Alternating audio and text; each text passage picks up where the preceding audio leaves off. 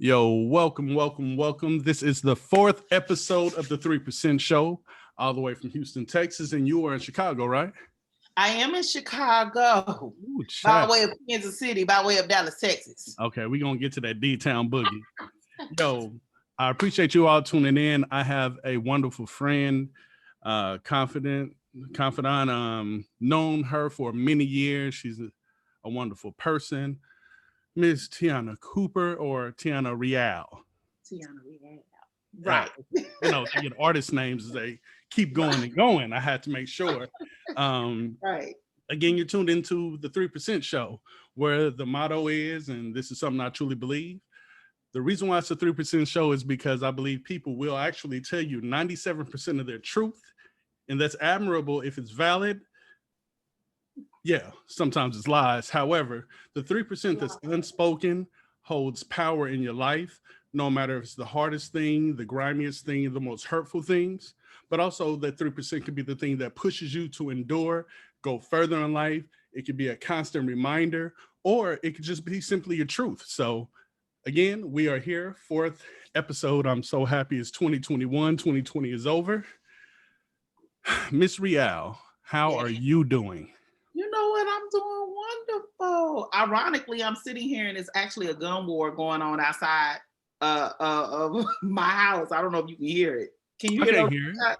Oh, okay. It's quite a bit of them. But hey, other than that, hey, flip it on. Chicago's a beautiful place. We ain't gonna talk about the stereotype the news give, because Chicago is a beautiful place, but absolutely. I just was like, oh wow, I can't focus. It's just a lot going on right there. But anyway, so yeah it was on the Missouri side back home, so it's good. Chicago, actually, I love Chicago. Chicago has been good to me, very good to me.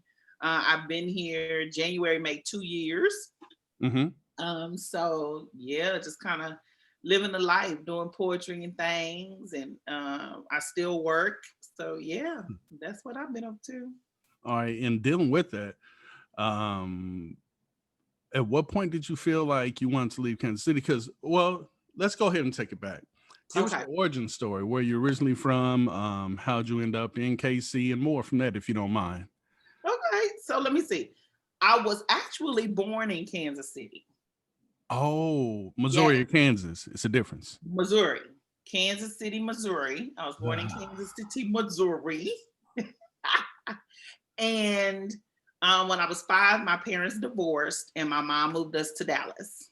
Okay. And so I grew up in Dallas. My mom passed when I was 27. My dad got sick when I was 30. And so that's what brought me back to Kansas City. Okay. Came back to Kansas City, lived there. Everything was, good. And then my daughter went off to college in Chicago. That creative genius. Yes. Okay. And when she got close to graduation, because she just graduated, by the way.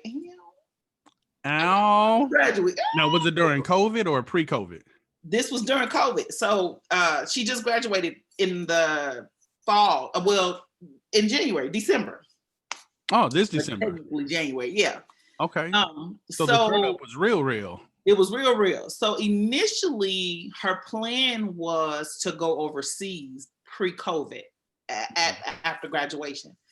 And with that being my only child, I was like, wait a minute, hold on, wait. I'm not ready for that. So initially, I was moving to North Carolina. Really? Yes. And then when she decided that she was going to go overseas, I was like, I need to be closer to my baby for a little while until she decides to make her move. Right. And so then we had the agreement that you go on, you live your life, but as soon as you start having my grandbabies, you got to bring it on back now. But I'm not rushing it though. I want her to go live her life. You know how I am about little girls, about girls. Right. So just, so that's what brought me here. And I don't know how much longer I'm going to be here. I recently applied for a PhD program. So depending on what happens there, I could be here for the next 3 to 5 years or just probably another year or two. It's cool.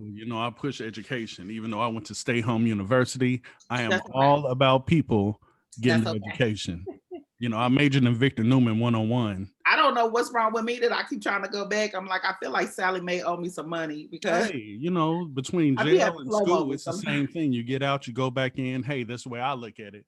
But I'm trying Right. to restore that credit. I'm trying to keep that credit up there. Come on now. How Yeah. about that? How about So things that people might not know about you and we talked about, you actually play ball.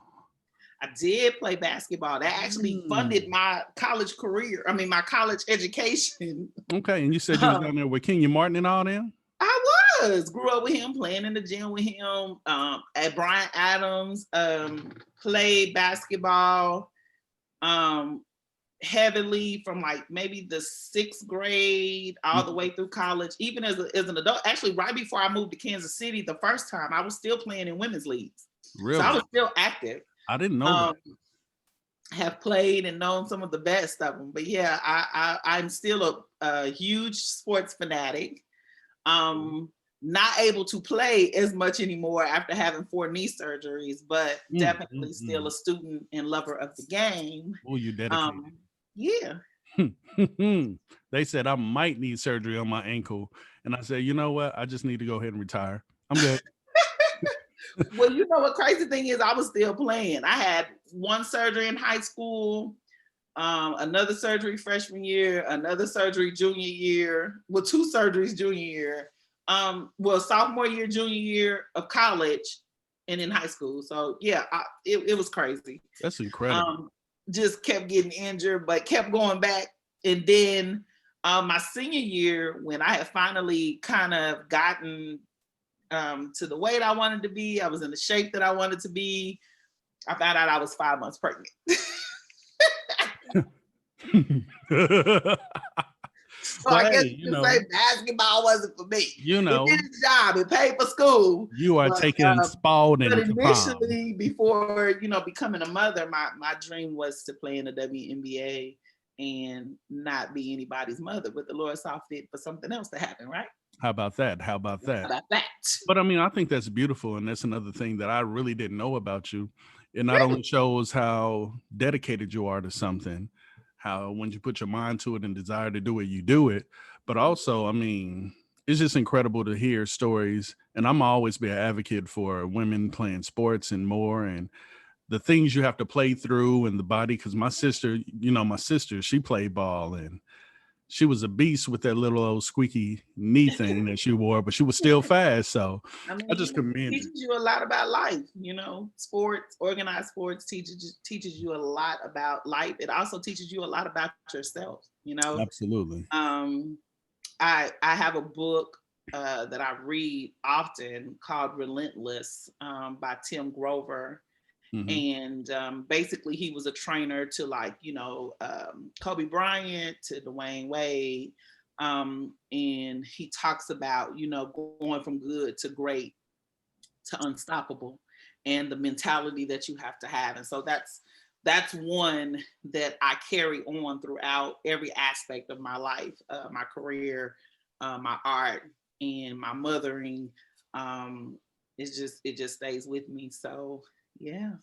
I mean, that's huge, because I think that I can truly understand how sometimes books or even quotes, I'm to the point where when I see a good quote, I'm on fire. But when I was younger or even going through school, I was like, I like basketball, but I don't love it. Yeah. And it was a different kind of commitment. Whereas my friend Kelly Newton was my roommate from Wyandotte High School. He went all out every day. Right. Me, I was kind of on cruise control, 75%, still killing, but not ever giving 100% at anything in life. Yeah. While young, I've been so much better and probably gone so much further, but younger, I was lazy. I didn't have the discipline and work ethic that I really needed. And then, in high school, I'm working hard, but I'm depending primarily on athleticism and not really skill and what I've been taught. And then I get to college and it's a whole new level of basketball. And it felt like a job. And I was like, yeah, I don't want to do this. This is too much. You requiring too much. I want to just come when I want to come, you know what I'm saying, and do what I want to do. Absolutely. So just did not have the mindset that I needed to actually fulfill the dreams that I had or that I thought that I wanted.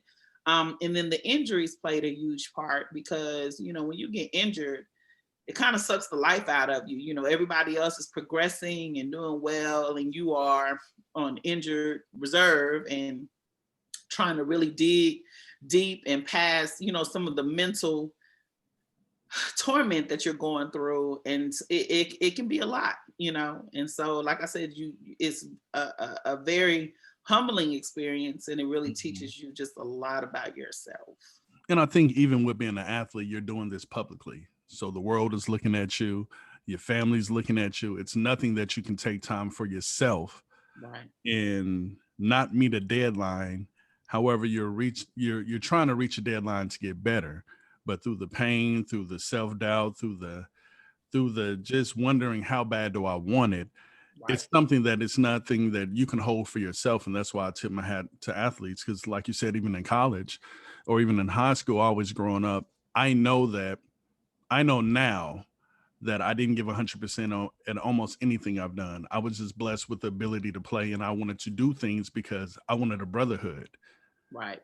Fast forward to now, I believe you're either born with that greatness and that hunger and drive. It's something that's developed, or it's something that when you take the right steps, God will allow you to see your vision, but you have to walk on faith. So doing a podcast like this, like I said, it's truly not for me. It's because I think that I know some pretty cool and deserving people. I hear about stories of people, and that's why I was like, hey, I have to have this young lady on here. So that's why I asked you. I told you it was coming. So here we are. Honored. You know, I still struggle with that, believe it or not. As long as I've been doing poetry and performing, you know, in front of audiences, I still prefer to be in the background. It's still not, I still don't really get a kick out of being in the forefront. I get very overwhelmed easily. I remember those times too. A lot of praise. I'm like, no, just, you know, don't tell nobody I'm here. You know, I want to stay under the radar, you know, type thing. And I'm slowly but surely, you know, coming out of it. So I've agreed to a lot more, especially after reading Shonda Rhimes' The Year of Yes book. And just, you know, a lot of opportunities that I was missing because I just didn't want to be in the limelight, in the forefront, didn't really want to have to talk about certain things that I've been through and put people in my business. And I just wanted to write about it, put it out there and be done with it, you know. So come on, you have that old lady mentality. When you get to 60, you say what you say and walk off. And don't even look over your shoulder. You know what I'm saying? You heard it. And I believe you, because I was just talking to a great friend today about how I feel like in my lifetime, I've shrunk myself for the sake of others.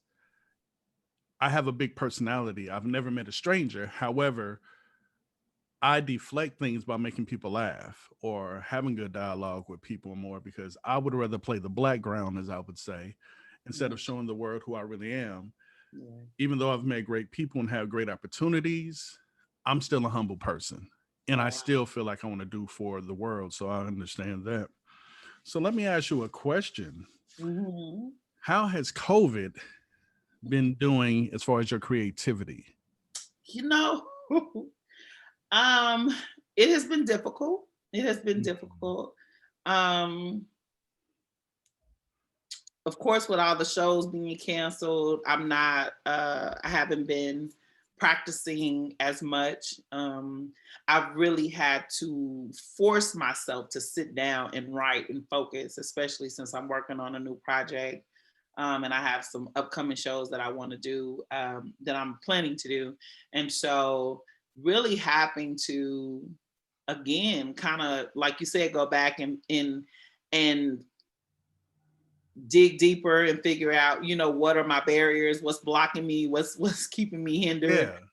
Because I'm an essential worker. So technically I haven't been home. I've still been out working in the clinic. So I haven't been impacted the way many of the other artists have that are full-time artists. because it didn't really impact me financially like it did them. It didn't really impact me socially because I'm still out, in the community. Right. I didn't have those issues, but trying to come home and then internalize that and sit in front of a screen and figure out what to write, it's like, oh my God, I'm stuck, and so actually that's one of the reasons why the book that I'm working on now was supposed to be released in January. Well, I wasn't writing, I wasn't meeting any of the book deadlines, so had to push it back, and that's just one of those kinds. But I'm also a believer in timing. So what I tried to do was look at it as not a negative thing and not beat myself up about it, but kind of give myself the patience and the grace to kind of work through it. Because while I haven't been impacted like many of the others, I've still been affected, and just taking my time. And sometimes it's one poem at a time, and sometimes it's 3 sentences at a time. But either way. And that's what I was thinking. I'm thinking of, one of my great friends and roommate told me you find out a lot about yourself when it's just 4 walls around you. And to make that adjustment and change to how you've already known, it's like changing a jump shot. You creatively know how you flow, but with events, times, no matter if it's the COVID era, family, or whatever the situation is, you almost have to relearn and find where your creative thirst comes from. So that's the reason why I was asking, how was it as far as being able to create just new art during this time? Because I know that you're busy. I see you on Facebook and, being a mother still and going to school and working full time. I mean, I just commend you because I don't know where you get the gas. Now, unless you're a Tesla, I don't know how you're doing it. You know how I get the gas? Self-care. Self-care has been my focus over the last few years. And so I was under management last year, and my manager was like, you are the first artist that I have ever worked with that continues to take these sabbaticals. I'm like, okay, I need to lay low. I need to take a minute. I can't do this. My mental and emotional capacity is not where it needs to be in order for me to keep going. And so what I do is, my secret is not, and it's not even really a secret, I rest. When I don't have anything to do, I don't create or make up anything to do. I take, a few moments for myself. Sometimes I'll disconnect, whether that's from social media, phone calls, and just kind of sit with my own stuff and my own thoughts and feelings. And then probably back in July, maybe it could have been August, I did I started with a 30-day cleanse. And so I disconnected from everything, but then I also did not write, because technically I tend to write better when I'm going through, but I didn't want to hide behind even my poetry. So I forced myself not to write during that time. And then yeah, you're supposed to deny yourself. It's almost like you deny yourself. Right. And so then coming out of that, it was like I had gotten used to not writing. I was like, oh no, now that I need to write, I'm tripping. You're tripping. Yeah. So I'm starting to get it back now. It's coming. That's good, because you've always had content. And I really believed in some of the things that you've done in the past. I can remember a couple of years ago when it may have been 2 years, maybe 3, but I think around 2, when you did the collaboration with the young women in KC. You did a full video. It is on YouTube. And that brings me to where I'm going to, the segue portion.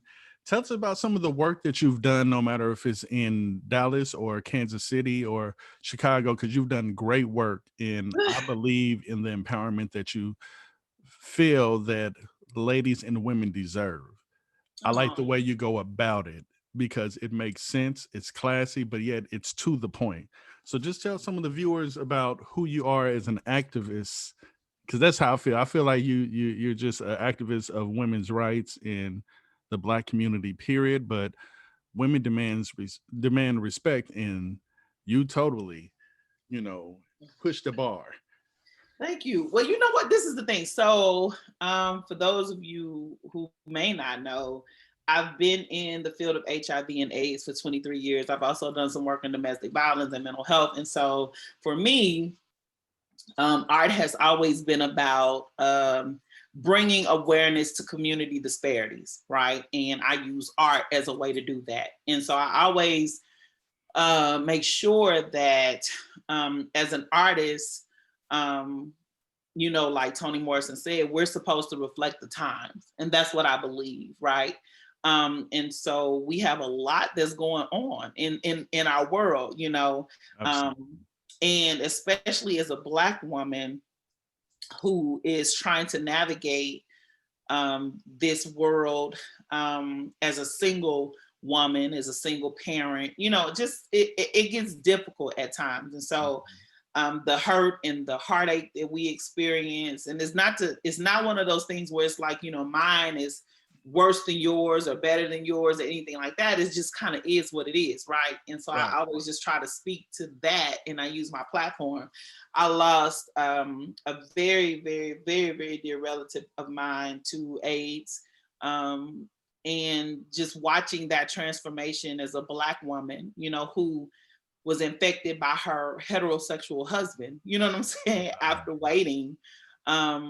It was heartbreaking, to watch her go through that. And so I've always just tried to make sure that the platform that I stood on was one that was true and an honest reflection of what the Black community and Black women were experiencing. So I've done benefit shows, I've done, I've written books, I've done conferences, women's conferences. And for those, a lot of people don't know that I started out actually doing a lot of church events and then kind of moved out, I did a poem, I wrote it specifically for my pastor who happened to be my aunt at the time. And then the word got out, and it took on a life of its own without me ever really being like, this is what I want to do. It was like, I opened my mouth and put myself out there, people were like, oh, wow, you're great.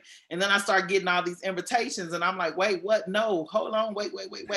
So that's where the whole idea of I am not a poet came from, because I was like, oh no, I'm just a writer. I write all kind of things. I write plays and short stories and songs, poetry. That just happens to be one of the things that I write. And so I have this thing I actually have on my shirt. I don't know if you can see it, but it says, I am not a poet, I am the poem. Hello, Tom. And so that is the signature of the TeiannaRe-AL brand.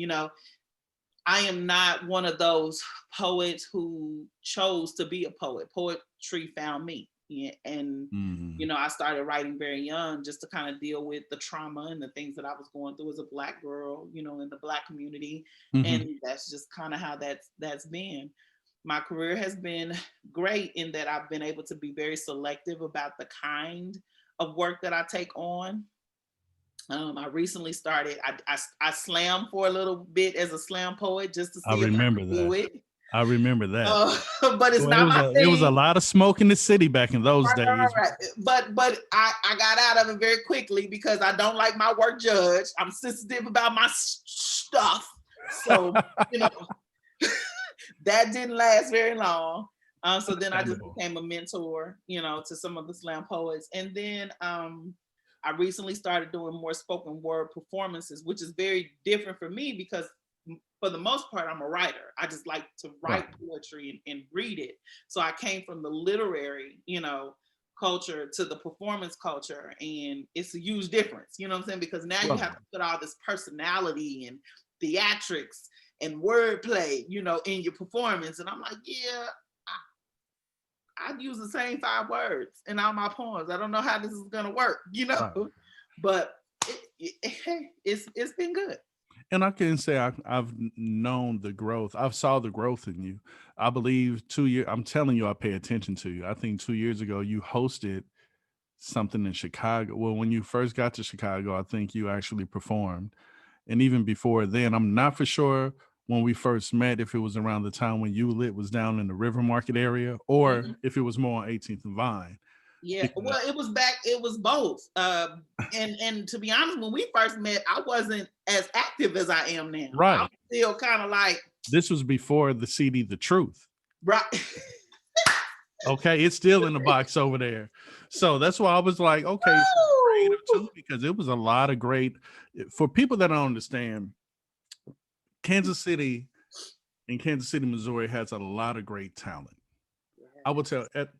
I feel the strongest talent that comes out are true R&B and soul singers and poets, Man, as well as chefs, because it's a lot phenomenal. of creativity that is it's in one city almost.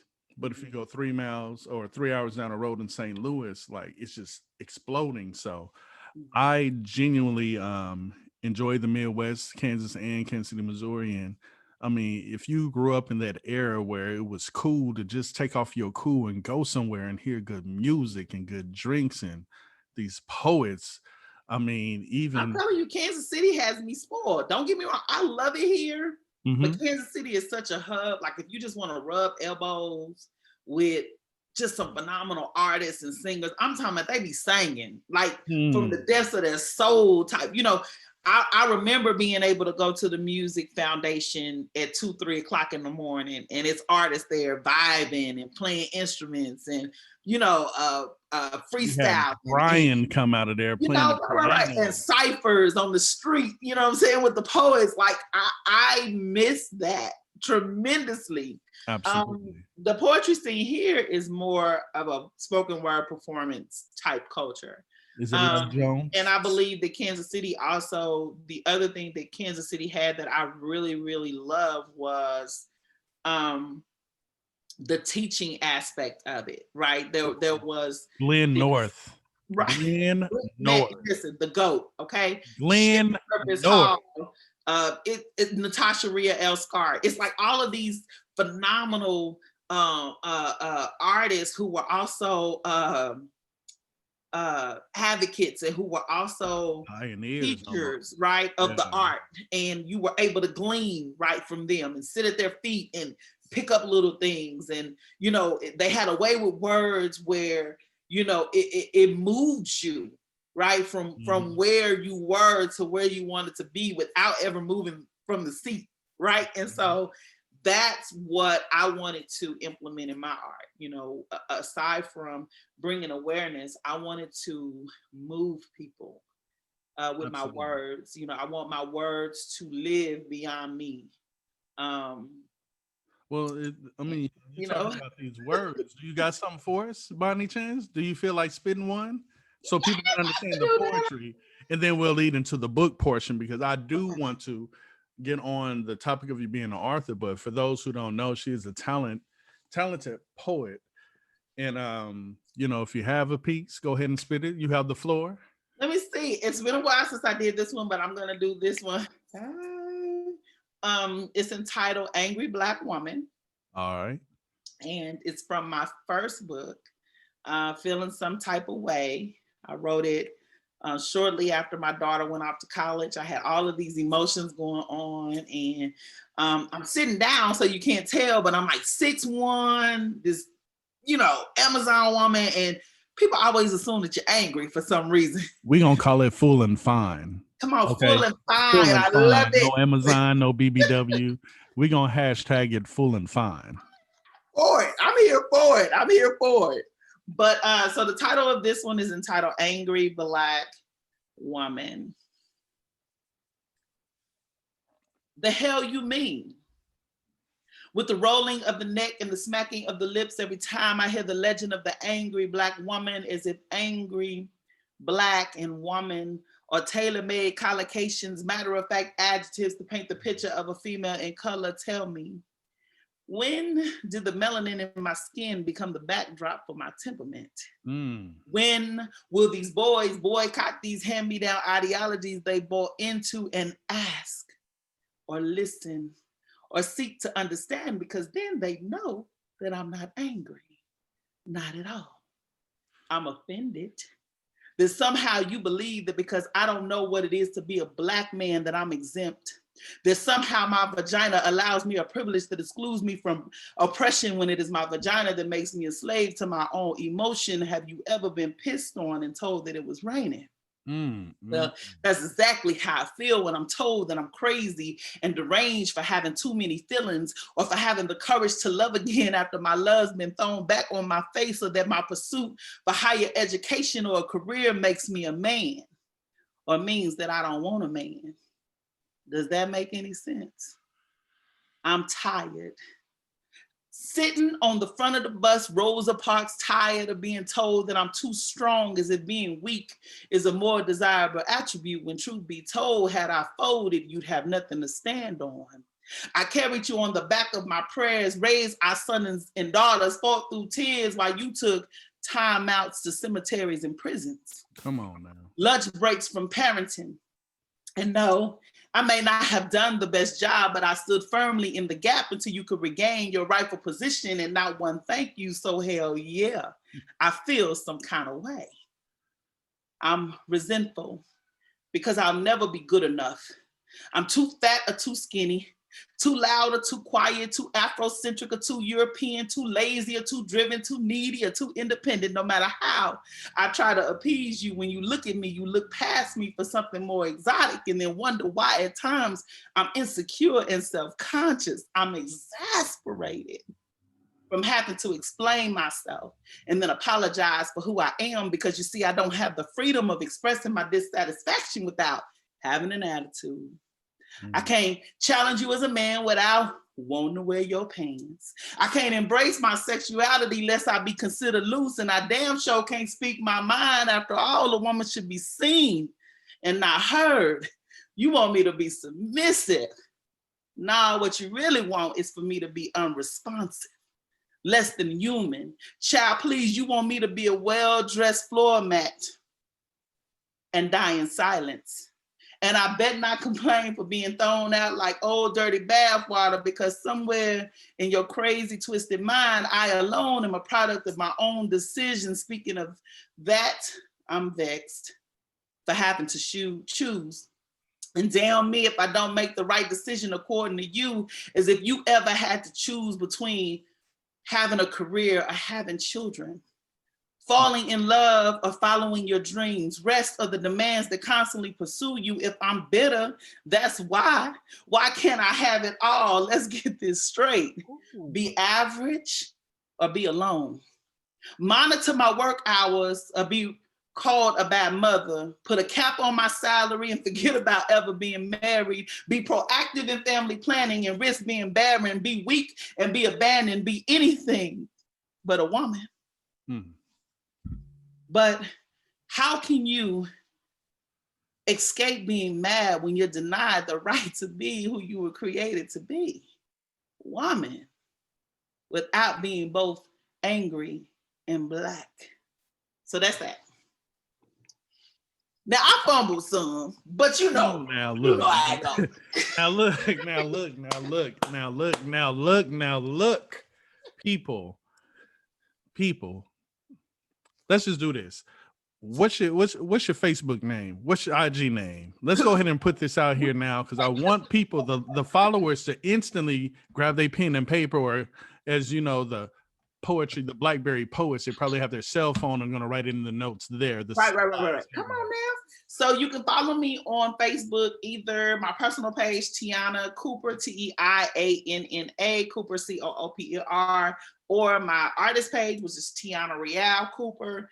And it's real, just a fancy way of saying real. So it's RE hyphen AL in between Tianna and Cooper. I'm on Instagram and it's TeiannaRe-AL, but no hyphen in between A and L. Couldn't do it for whatever reason. And then I also have a website. You can go to www.TeiannaRe-AL with the hyphen in between the E and the A, L.com. Listen, okay. Why fo?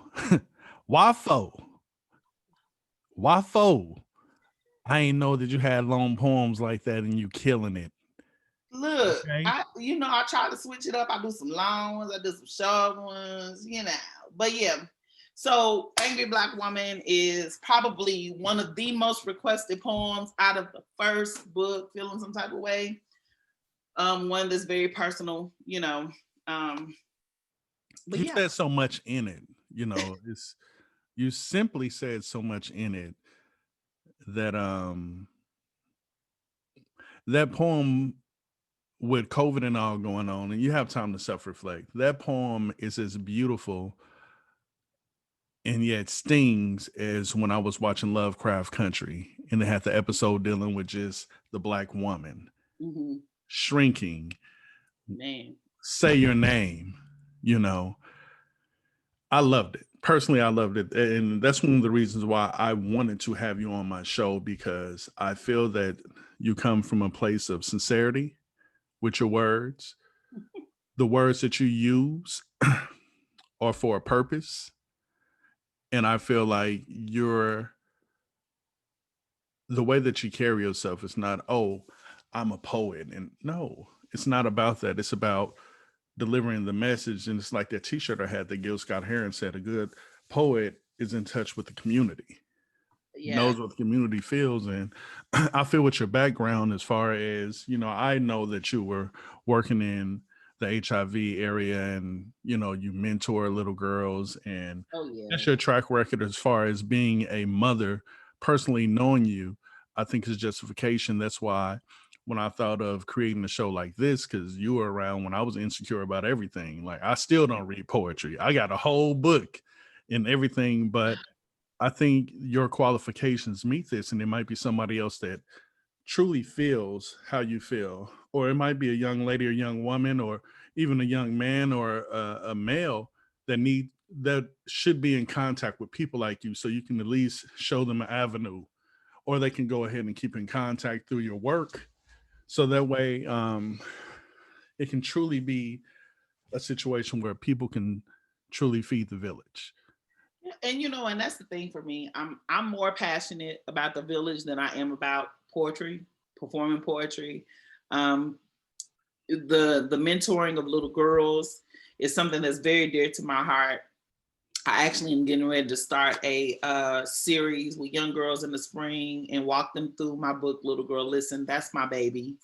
Um, it's a self-help book for girls, young girls 13 to 16 that are at risk, kind of have been left on their own to kind of try to figure things out. And I feel like as a woman, we have a responsibility, right, to go back and to teach and to nurture some of the young girls, especially within our communities. We've gotten so far away from that for fear of, we don't want to say anything to other people's kids. We don't want to, Right. so I have not. I'm still, so grandma, right? Still snatching people up, snatching kids up. Snatching them up. What are you doing? Let's get it together.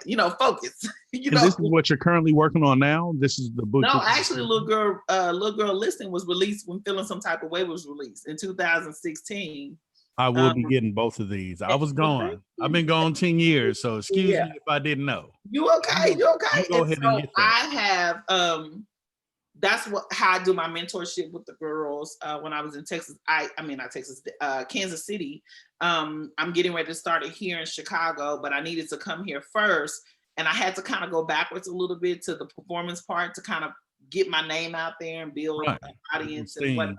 So now I'm moving back to where I wanted to be, which is more of a facilitator and instructor and teacher of the craft and artist development and things like that. Is where I want to kind of put my hands in at this point. I sit on a number of boards, East of Red, which is art community in Kansas City, Poetry for Personal Power, which is P3. I contract with them, and they provide non-clinical peer support for individuals that are going through mental health, especially during the COVID era. So I'm a part of their programming. Can you repeat that one more time? Because I think people need to understand and find that information too. Right. So East of Red Art House. I sit on their board, and basically that's an art community. We are working on a building at this point where artists can come 24 hours to create. We can provide some residencies and insurance and different things that artists need that we don't have.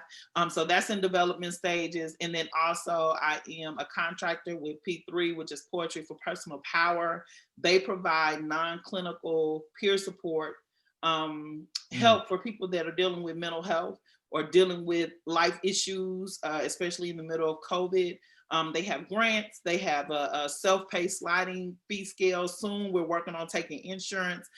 So, wanting to provide support to the community, but specifically artists, because, artists go through a lot. there's this dark place in between being genius and insane. And sometimes Absolutely. artists get lost and left, you know, between the stage and spotlight and in their regular everyday lives. And so, you know, the community and artists have always been my passion. Poetry just gives me a vehicle to be able to do that. How about that? And How about you're rolling. You're driving nice. You're cruising. You know what I'm saying? Yeah. You're cruising. You know. Yeah, no. So that's, you know, what I'm doing. So starting in the spring, I'll start working with some girls here. Let me see. I think I have the book so that people can see it. Let me see. So this is my baby. This is Little Girl Listen. And it's basically an older version looking at her younger self. Correct. And all of the things that you would tell yourself, you know, now that you go, it talks about boys, it talks about friendship, it talks about self-worth, it talks about mental health, suicide, it talks about the struggles that we go through as young adults, struggling with our parents between what we want for our lives and what they want for our lives, you know, and the expectations of other people. So very good book. And is that on Amazon or where can you get Can you get that on Amazon or? They are both on Amazon. Little Girl Listen and Feeling Some Type of Way are on Amazon, or you can order them off my website directly at www.TeiannaRe-AL.com, or you can always hit me up because I'm still doing out of the trunk. Come on. Pull up cash. Come on. Okay? Come on. I'm getting my Master P on. So you're using your poetry as a vehicle, and like I said, you are on smooth cruise control, and I'm learning so much just about what's been going on with you. So that leads you to this book, this project that you're working on. Yes. Okay, so actually, I'm working on two projects, but one is a little further out. Okay. The project that I'm working on. Well, okay, so let me go back. So for anybody that's familiar with blues, and you know who Albert King is, who happens to be a legendary blues great. That is my grandfather. Come on now. And he the album, which is entitled Born Under a Bad Sign, which is what kind of got him his notoriety. I'm taking that whole concept, but I'm turning it into a novel about my life, because I used to think that because of all of the things that I was experiencing in life that weren't so good, that I was cursed. But yet I had this gift of writing and poetry and healing that, you know, just made it kind of hard to try to navigate through. It was like, I can use it for everybody else, but it doesn't work on me. It doesn't help me when I'm in the midst of situations. You know, I'm able to heal and speak life into other people, but I'm toe up from the flow up over here. So, you know, just trying to figure that out. And then, of course, I'm a Gemini, and, you know, people got plenty to say about Geminis. Don't hide. Come on out. And all of our supposedly multiple personalities, I believe everybody got multiple personalities, but that's just my opinion. And so kind of playing on that too, you know, that with all of that, and you put it in a pot and mix it up, is just a sign for greatness. And so that's kind of where I'm going with that. So that's a longer term project. Okay. The project that I'm working on right now that's going to be released in March is entitled Barbarian Cravings and Heavenly Souls. Barbarian Cravings and Heavenly Souls. Yes. And the focus is kind of, again, multi-layered. For whatever reason, we believe we have moral compasses where we judge sin and we put ourselves higher, we exalt ourselves higher than other people based off of our vices, right? What I do in comparison to what you do. And then, you know, there are some things that people do and we say we would never, right? I would never do that. And so the concept is that there is a beast that resides on the inside of all of us. Absolutely. That lies dormant. And to be honest, absolutely, all it takes is one moment, one situation, one push, and you could easily become what you couldn't have ever imagined. And so that's the premise of this book, is that inside of you is a barbarian that is capable of the most heinous acts against self and others. And you just don't know when that may be triggered. And so how ironic is it that we, you know, categorize sin? And so then I play with the 7 deadly sins. And you spoke earlier about quotes. So I'm real big on truisms as well. So every poem is starts with a truism, a quote of some sort from someone. Right. And so I'm just kind of playing with different styles of poetry, playing with different ideas and so forth. So I'm really excited about that. It's a different write. Definitely the pieces are to be read and studied and not necessarily performed. So that's going to be different. But I'm excited. I mean, it sounds awesome, but yet it sounds very, very reality based. Because just listening to you describe that about that trigger, you know, one of my biggest fears my entire life was, and actually went to a therapist after I had some things happen. I went to a therapy session, and I plan on going back because I feel that it's very helpful. And he kind of giggled because I told him my biggest fear in life is success. My biggest fear in life is success because I'm scared to find out what kind of person I really am. You know, we, like you said, we can all say who we are Yeah. or this person, but you could be a monster when You given don't the know who opportunity. you are. You don't know to what extent greed will take you. We know the impacts of gluttony, but usually we talk about gluttony in the Mhm. form of eating, right? But Mhm. gluttony is really just overconsumption, right? That's Of my thing. anything. Yeah, and that's my thing as far as being successful. It's not necessarily that I think I would do too much. It's just the feeling of having somebody tap you. Like my mother told me if I want to go to the NBA, you will constantly have to deal with somebody doing this all the time, whether you're playing, retired, or not. And I'm kind of becoming an introvert.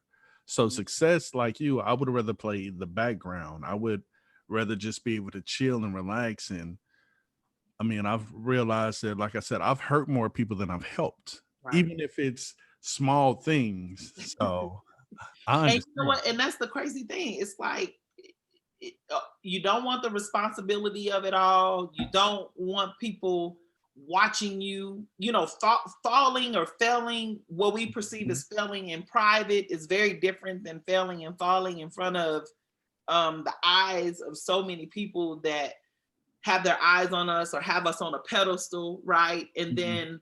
then just, we hide. A lot of people sometimes hide behind humility and good deeds and smiles and all of that. And a lot of times our intentions are not pure. You know what I'm saying? We don't ever want to say that about ourselves, right?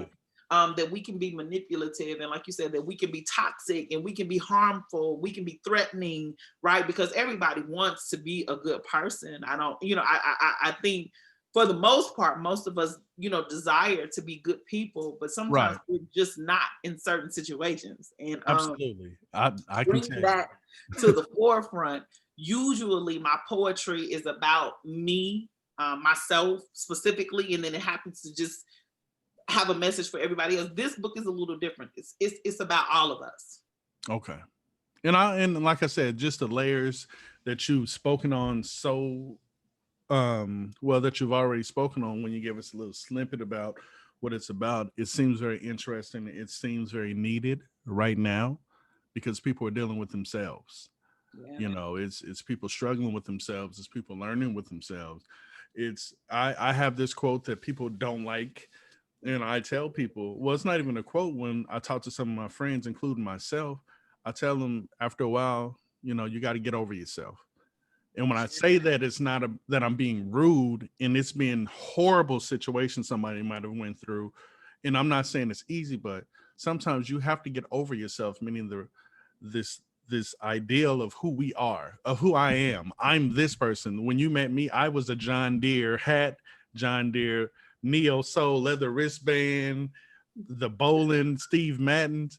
I had to get over myself to find out who I truly was. And I think that we have this I think we have this idea that once we find out what our niche are, what our niche is, we stay there. We stay in that lane. Mhm. And to expand is sometimes hard because, like you said, we have this perspective of ourselves. People look at us in this light, And I loved when Lauryn Hill said, change comes, and sometimes you have to reintroduce yourself to your mother and your father.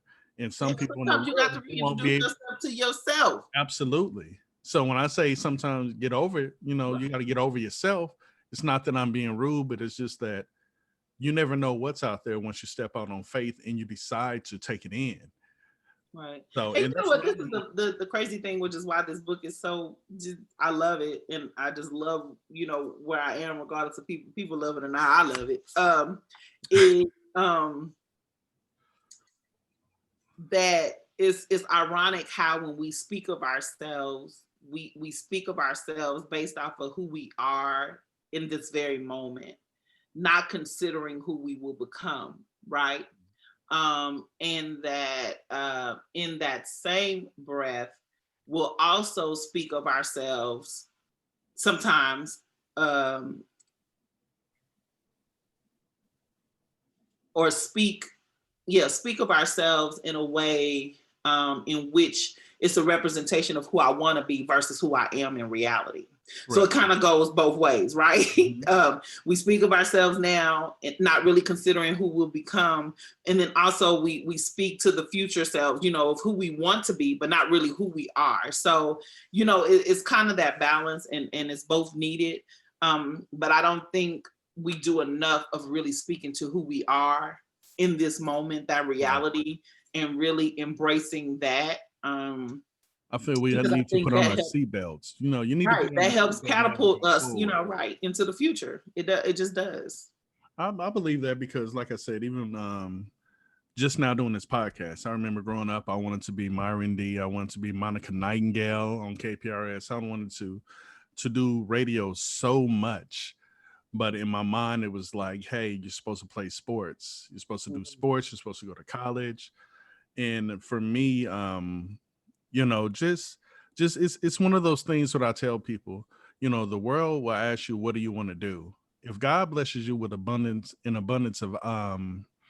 of talents, sometimes the world only wants you to single it down to one. And I think creatively, for people that are geniuses or creative people, that now gives anxiety. And I've suffered from anxiety trying to figure out, what do I want to do, and go for self-application on doing it.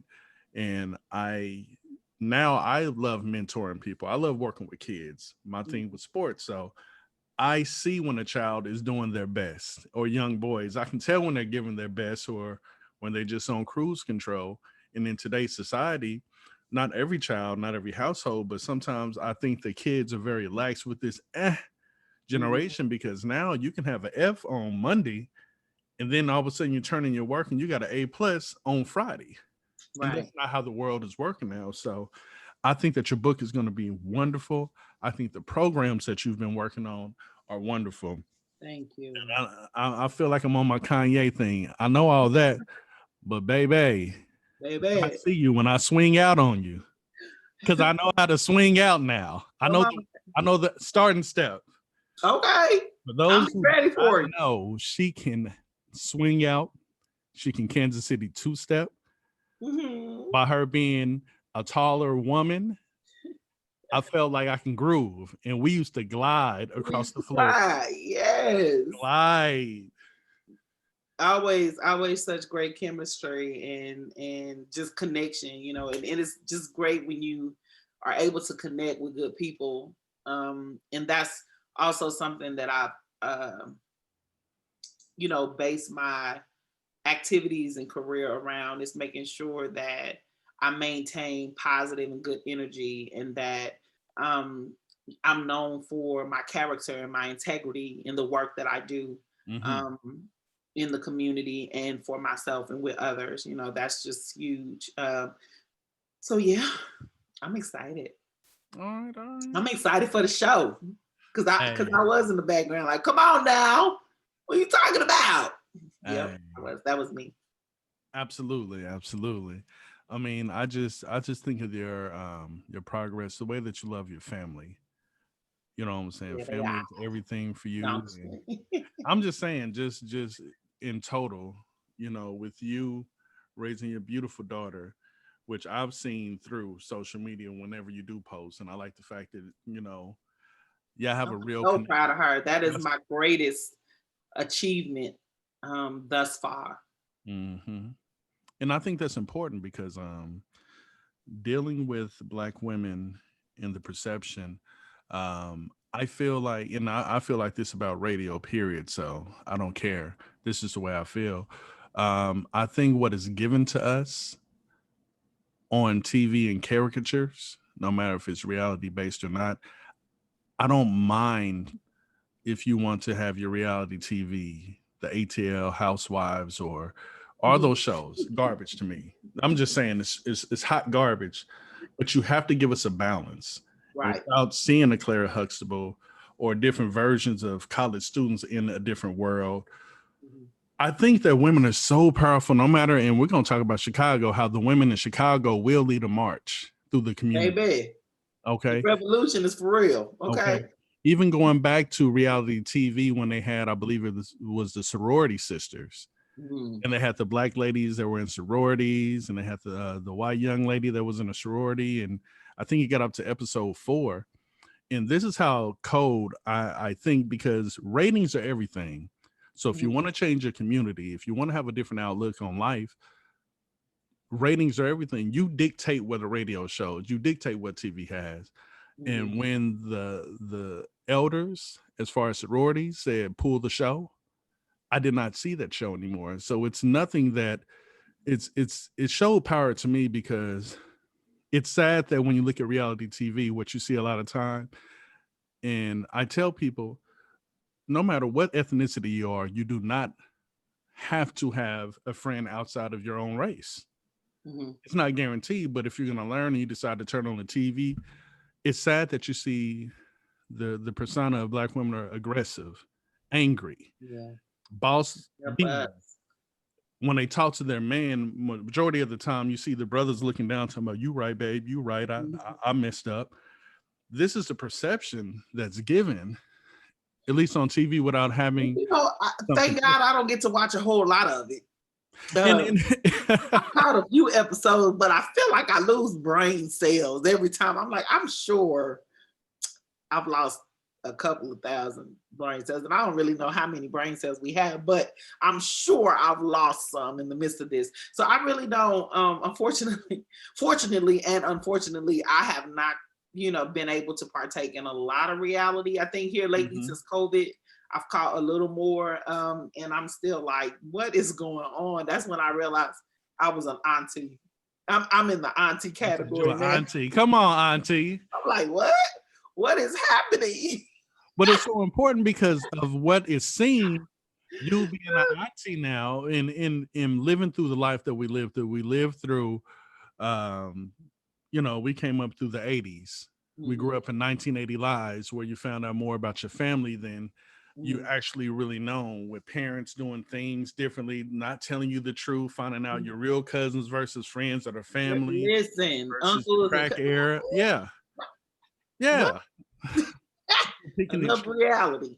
And that's my thing dealing with these young ladies, is all I ask for is balance, because it's hard when reality sets in, or they have to deal with things, and even young men too. It's hard when the realities of life kick in, and the uncles and aunties are now having to start from scratch to eliminate this board here. Yeah. And then I just think that ultimately it boils down to us all taking responsibility, right? There has been a lot that has transpired, especially between Black women and Black men. And I think that at some point, regardless of what we see on TV or what we see on social media, we have to make a decision for ourselves, right? So there are certain things that I don't share, negative, anything that would give any kind of negative connotation regarding the relationship between men and women, because I know it's not good. You know what I'm saying? But how do we fix it at this point? How do we come to the table, and learn how to care for one another again, and touch one another, and encourage one another, and support one another? How do we come to the table and have a discussion and hear each other without pointing fingers or trying to figure out whose wounds hurt the most? You know what I'm saying? When can you sit down and say, you know what, I actually hear you. I may not understand, but how can I support? How can I serve you now? What can I do? You know what I'm saying? In this particular relationship, because of course we don't have the power to heal every, misconception or change every misconception or that's put out there, but we do have immediate impact over, our circles and the people that we're connected to. And how do I love the men in my life? How do I speak to them? How do I care for them? How do I give them space to be vulnerable and emotional? You know what I'm saying? In an area where they trust me with that. And that's a work in process. And in the same vein, how do I roll up my sleeves and work on my own triggers so that I'm not projecting that, so that I'm not, passing on my trauma, but then I'm taking accountability for it and I see it, but I'm willing to work on it. And I think ultimately that's just what we're going to have to do, not allow, radio and TV to raise our children and to impact our decision making, and not allow social media to influence how we think, but to develop some thoughts of our own, and make some decisions regarding how we choose to operate in our own lives. And I think ultimately that's all we can do. I can't be responsible for everybody, but I can be responsible for myself and the people that I'm directly connected to. And in my circle, this is not what we do. This behavior is not acceptable. And when you start doing that, like I have friends who we hold each other accountable. I don't have girlfriends who are like, yeah, girl, put his stuff out on the curb. They'd be like, nah, Tiana, you need to go back and fix that. You need to get that together. You know what I'm saying? Right. And who you are and who you become really determines the people that you're connected to, and you just have to be more mindful of that, I think, And I think accountability comes with a lot of that. And with accountability, like I was talking to one of my friend, GS, the life coach, we were talking about accountability, and I truly believe we have to have conversations with ourselves to figure out what we want to do and how to move forward, even before we want to have conversations with other people on the outside looking in. And the accountability is saying, I don't have any kids. However, I feel like I understand great parents. And one of the biggest things that I remind some of my friends and family members is when talking about your child, it's a lot of I in this world. When you're talking about the I's, but I said you have to understand you're sending your kids into a world that doesn't have you. They don't have the I people in their life. So you have to prepare your child to be able to get out there in their world, and also be able to mentor or be something to another child in the flesh. Because I feel like what we've lost is, and I say this a lot, we've lost the ability of texture and talking. We don't love on each other the way we used to do, simply because that's who it is. That's who we are. So character plays a huge part in this life that we live now, especially with social media. Chris Rock has a stand-up, and he says, I'm preparing my children for the world. He said, and every day that my kids get ready to go to school, I stop them at the door and I tell them, nobody in the world outside of this door cares about you. They don't care about your feelings. They don't think that you're special. They don't. Absolutely. Funny, you laugh, and he's like, because that's not how the world works. The world doesn't think you're spectacular and special and you can't do no right. The world is like everybody else, and he, so I think that it's ironic, and funny to me. And I think that you hit the nail on the head, and it is, self-talk has saved my life. Yeah. Absolutely. You should talk to yourself, but I think you should. Sometimes I think you should talk to yourself. I think it keeps you from making some right. And if you keep talking, because really that's what therapy is about. When patients come and see me, the longer you talk, eventually you come to your own resolve. Absolutely. Absolutely. So if you self-talk enough, eventually you'll get to the right decision, and so we just have to get to a place where we start responding and not reacting, that we become more proactive, and so that we don't have to be reactive on the back end, and all of those things. But And yeah. a little drizzle of emotions, you Yes, know. or not, or this is the thing. It's okay to have emotions, but not be led by your emotions. Exactly. That's why I said the drizzle of it. You have to Yeah, breathe, you have to take the have time. them, sit with them, understand what they are, call them what they are, but not allow them to drive you. And I think that's where, we just have a lot of work to do. Absolutely. So continuing with the driving, the way I segue into it, you've been using this vehicle as far as poetry, doing work in the community. You've done so many different things. If you could, if you could say in so many words, what do you think your 3% of your life has added up to? The things that truly made you who you are, what made you qualify to be on the show, and just basically, when did you find out it's okay for me to be me? I can be big, I can be humble, I can be proud, I can be loud if I want to. What would you think the 3% of your life has truly led you to be? I think, wow, that's such a compounded question. Let me just say that. Um, I mean, but I to think, simplify, yeah, what do you think got I you to where don't you are right now? know. You know what? I would say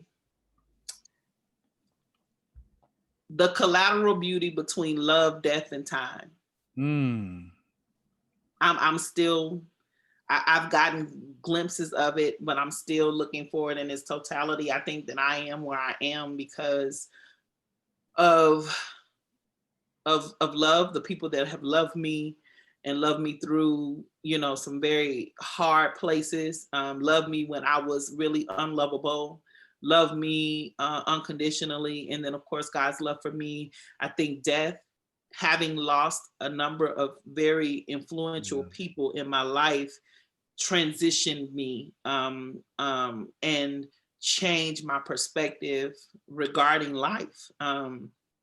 Because for most people, they lose a person here or there. You get what I'm saying? Like, I've lost three of the closest people to me ever in life. You know what I'm saying? The Absolutely. only other person is my daughter. You know what I'm saying? And it's like, okay, well, I don't know what happens after that, but and so for me, I've had to really work and be intentional on making connections, especially after losing my mother, because after you lose your mother, everybody else becomes expendable. You know what I'm saying? It's like, I could take you or I could leave you. And so coming out of that mindset and being intentional about connecting and staying connected to people Hmm. has been, the thing. And then of course I think time to grow, time to learn myself, to forgive myself, to walk in my truth, to stand in my truth. It's taken some time, and actually, hell, I'm still doing that. Learning to be brave, learning to um, be unapologetic, and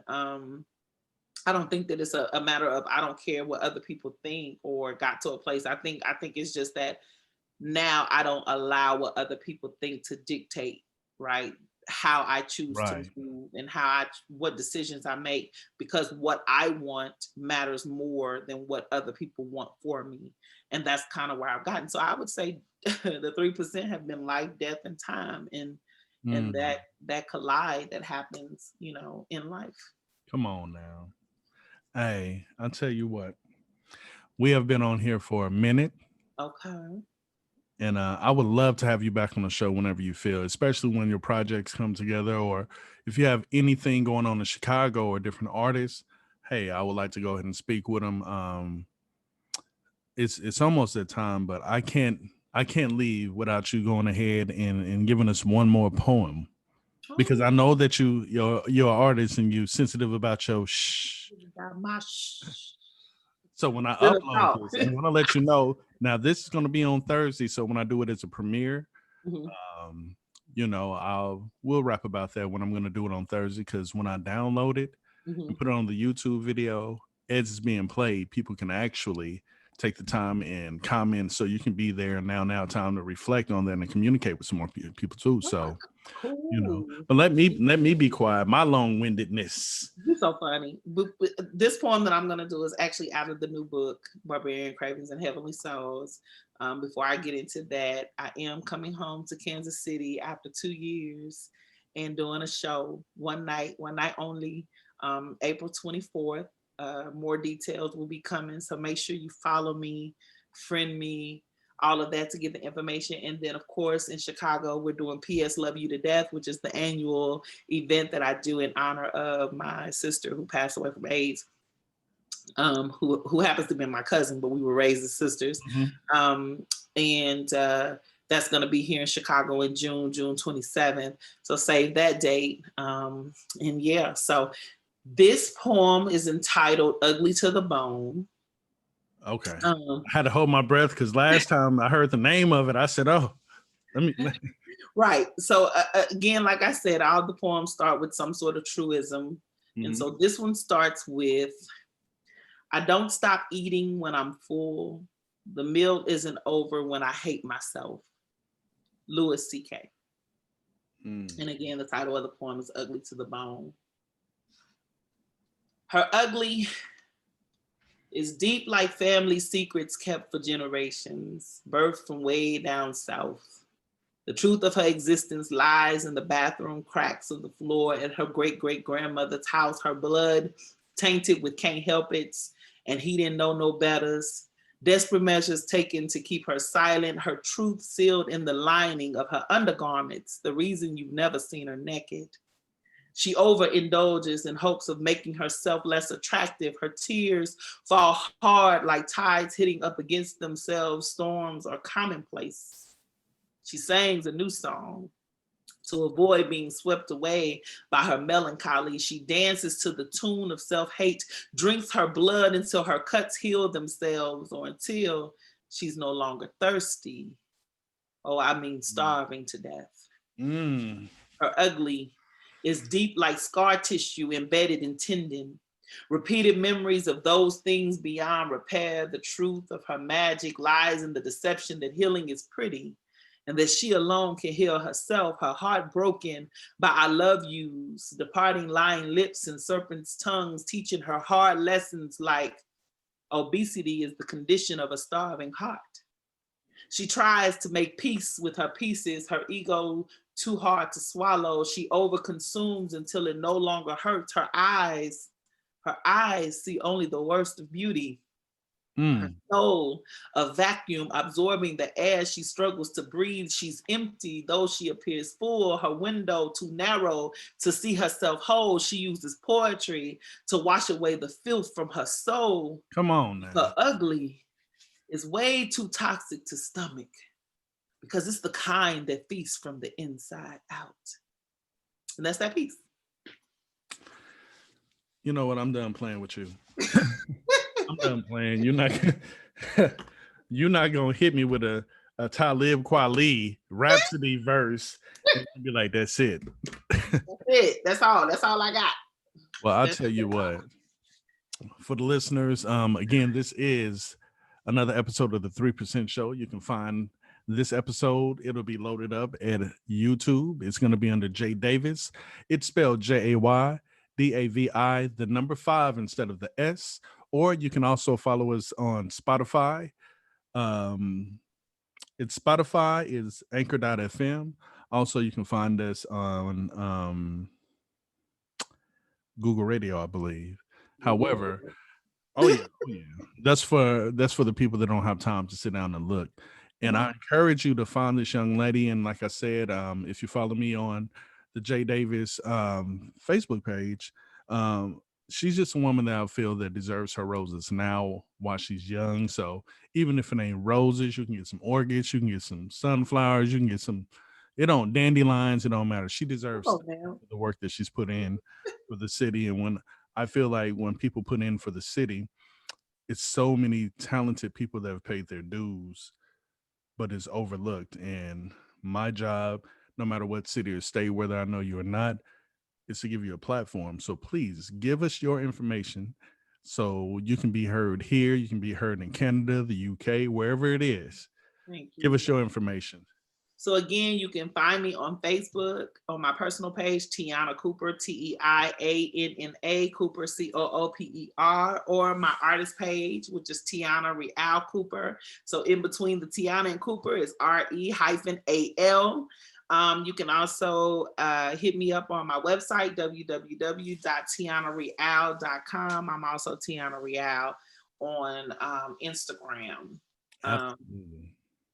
Yeah, And so check that's me out, hit information. me up, follow me, inbox me.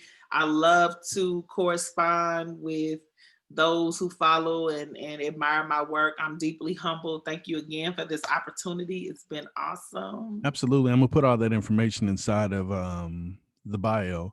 Now, do you have any merch coming out, or is that just specifically because I'm thinking I want something like that. So are you working on some merch or I got merch for sale. So I have books, I have t-shirts on the website. You can order hoodies, you can do all of that. So I do have the I Am Not a Poet, I'm the Poem in short sleeve, long sleeve hoodies. I also have another shirt that says she writes the poetry. She writes the poetry. She cannot speak or live. I can't remember now. I didn't mess that up because I'm horrible at this. That's the part. See, that's the thing. And I That's don't have why I'm time to not an go into artist. this. I will forget Listen, my whole thing. listen, I'm horrible at the whole social media thing and the whole advertisement and promotion thing. Absolutely. I'm working on it though, y'all. In 2021, I said I'm gonna do better. So I don't know what to say. Go to the website. You can it'll tell you. Also, Feeling Some Type of Way is available. Little Girl Listen is available online, Amazon and the website. Barbarian Cravings will be out at the end of March. So look for that. It's going to be a phenomenal read. And yeah, don't forget Kansas City. We're doing the show Ink Stain Pages. And then P.S. Love You to Death here in June in Chicago. So it's going to be great. Hey, well, I'll tell you what, I truly appreciate your time, your energy, your willingness to come on the show. I encourage you to do whatever it is in life that you have and the unexpected. I believe that as long as you stay focused and, I'm a biblical kind of person and I don't quote everything, but I always remember whatever it is. And sometimes things might seem hard or it's a long path. Just remember, sometimes the ram is in that bush. You just got to keep focused and walk by faith until you feel that it's a situation where even though you're nervous, this is what, God has for you. So the ram will reveal itself and give you that reward. So come on, ram in the bush. come on, ram in the bush. Don't quote me. Don't be quoting me now because I know I left off some words. Come on, man. But I tell you what, again, we appreciate you checking out the 3% show. It was beautiful. Thank you. Thank you. Thank you. And hold on, because I'm about to end this and we're going to converse a little bit later. Hold on.